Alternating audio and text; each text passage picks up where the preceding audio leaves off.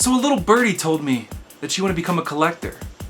Well, I'm gonna give you my pro tips over years and years and years of collecting on how you can obtain the greatest collection that you can dream of.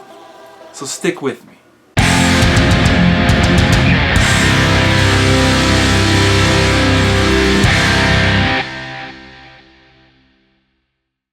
Let's go! So first and foremost, you have to know where your passion lies. Is it Nintendo? Is it Xbox? Is it PlayStation? Is it Sega? Is it TurboGrafx? Is it Atari?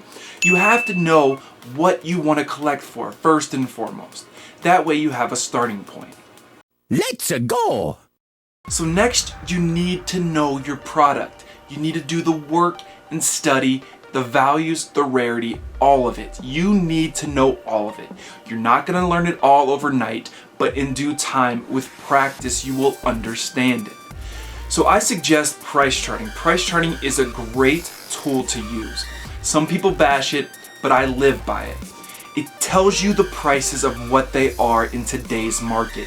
It pulls what the sales are from eBay and Amazon and numerous other places of where they're selling retro games, new games, games in general, and it puts it into a localized place and it averages out the price of what it sells for. So you always know if you're getting a good deal or not.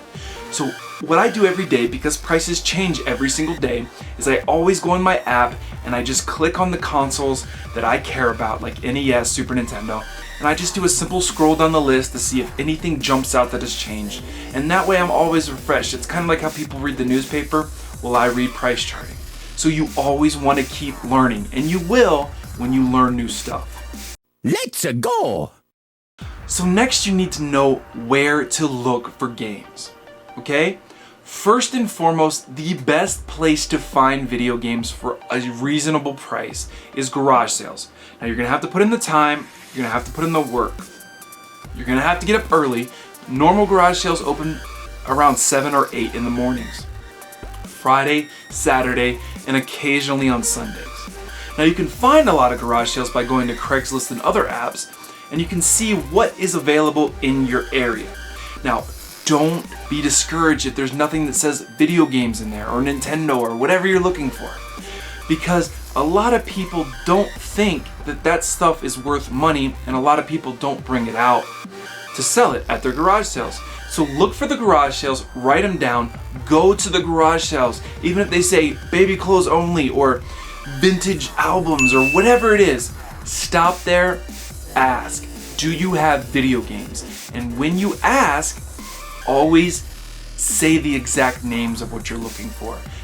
Do you have older video games? Nintendo, PlayStation, Game Boy, GameCube, Atari. Ask specifically, because a lot of the times these people don't really think about the video game aspect of it. So when you trigger that word in their head, they're like, oh yeah, I do have Atari games. Let me go grab them real quick. Or yeah, I do have Game Boy. Let me go grab it real quick. Or boom, I do have some old vintage TurboGrafx stuff. And then you're like, so swap meets would be your next best guess. Once you've done away with all the garage sales and you still haven't found anything, go to the swap meet. The swap meet, people bring out crazy stuff from storage units and all over. Sometimes you get lucky, sometimes you don't. But the prices are gonna be just a tad higher most of the time. You can still get great deals, but most of the time it's gonna be a tad higher, and it's for the simple fact that these people have to pay for their space, so they're trying to recoup their money. So their prices are just a tad bit higher than garage sales, which is understandable. But if you know how to bargain, you can still get a great deal. Without you, my friend, and I'll tell you all about it when I see you again. I want to explain to you guys how to negotiate a little bit. Always ask how much for everything. Whether you can afford it, whether you want it all or not, you'll always ask for everything. How much for everything? Ingrain that in your brain. How much for everything? Ingrain that in your brain. How much for everything? Ingrain that in your brain. If they say, well, I don't know, make me an offer. That's when you can, I wouldn't call it lowballing, but that's when you can come in with an offer that you feel comfortable in. Let's say the guy has 30 Nintendo games, an NES console, controllers, zapper gun, all in great condition. There's some really good titles in there. You say, I'll give you $50 for the box. Either that A, that guy's gonna laugh at you. Yeah, okay. Wah, wah, wah. Or B, they're gonna accept your offer and say, oh, okay, that's reasonable. I'll take that, because they have no idea what it's worth. Or C, they're gonna come back with a counter offer that's usually not too far away from your original offer. Make it 70 and you got a deal. Which would probably be a great deal, but you have to stick to your guns sometimes. You don't want them to know that you lowball them, so you're like, well, I really don't feel comfortable paying much more than 50, but will you meet me in the middle at 60? And most of the time they'll be like, okay, that's fair, I'll do it for 60. If you can't afford the $60, at least you know that he doesn't know the value of his stuff, so then you can be like, all right, well, that's a little more than I wanted to pay, so how much for these games? Now mind you, he has to go off the amount that he just gave you for everything, so when he's cherry picking just those couple games, he's gonna give you a great discount. So remember that. Always know how to negotiate. Alright, so thrift stores. It's your last bet. You've already exhausted the garage sales, you've exhausted the flea market. Now it's time for the thrift store. The thrift store is something I actually find a lot of good stuff at, and when I'm available at the times the carts come out, which is your #1 rule, you have to learn when the carts come out. If it's a Goodwill, Salvation Army, whatever it is, you have to learn when they bring out the new product. Because there's people in there that do this for a job. They buy and sell. They buy and sell. That's what they do. That's how they make a living. They're there at the cart, so you need to be there as well. And I try not to go into thrift stores that are eBay savvy and check everything on eBay, because it's not worth my time. If I wanted to sit at home and look on eBay for games and click and buy all day long, I would. I wouldn't get up out of my chair. I'd sit home in my Mario boxers and I'd probably sip it on a Dr. Pepper or something. I don't know. Something good. Let's go!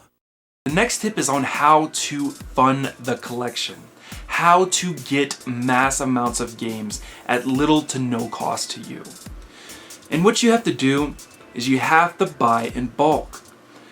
You have to buy large amounts of games because you got to keep what you want out of all of this stuff, and you have to find a way to use the rest of it to recoup your money or invest it into more games for yourself or more merchandise, whatever you're trying to collect.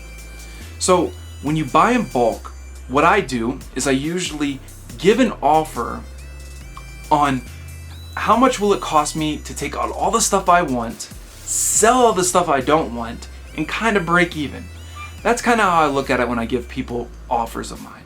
And 90% of the time, because online markets like eBay, Amazon, and stuff like that pay such a high margin for stuff, usually it's not that difficult to get pretty close to breaking even all the time, if not making a profit. All these great guys online, like CJR, Chris the Retro Rat, there's numerous others, but they buy and sell games. They're all collectors, we're all collectors. But we buy and sell, that's how we fund the collection. I can't afford all this stuff off my paycheck. I have to sell. So I buy games in bulk and I sell what I don't want. That's how I can afford this, okay? I'm not made of money, I'm not a millionaire, okay? I'm rich in no means whatsoever, but I found a way to make my collection happen. And that's what you need to do. You need to always think about how to grow it.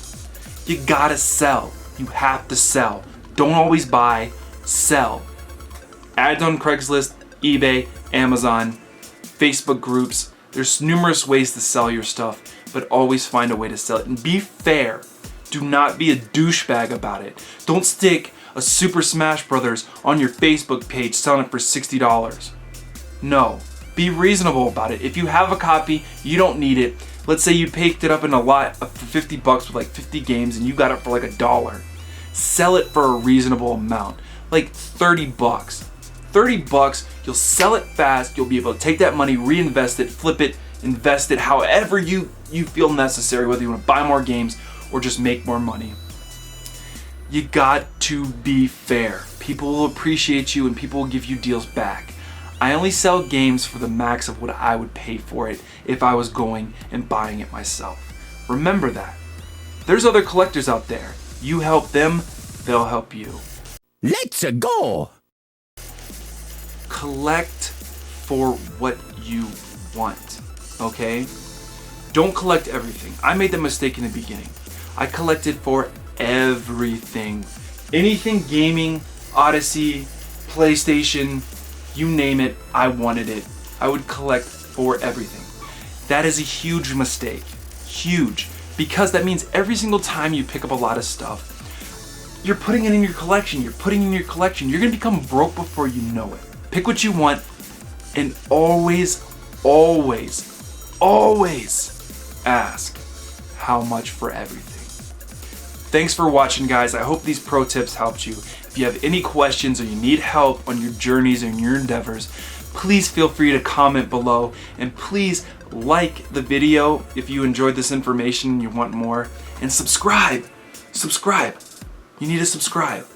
It helps me. Right down there. Right down there. I'll do weird things from now on if you guys subscribe. Right here. Hey, babe, why don't you get your ass out here? These guys are looking for some music and some electronic gaming stuff. So come out here and talk to them, please.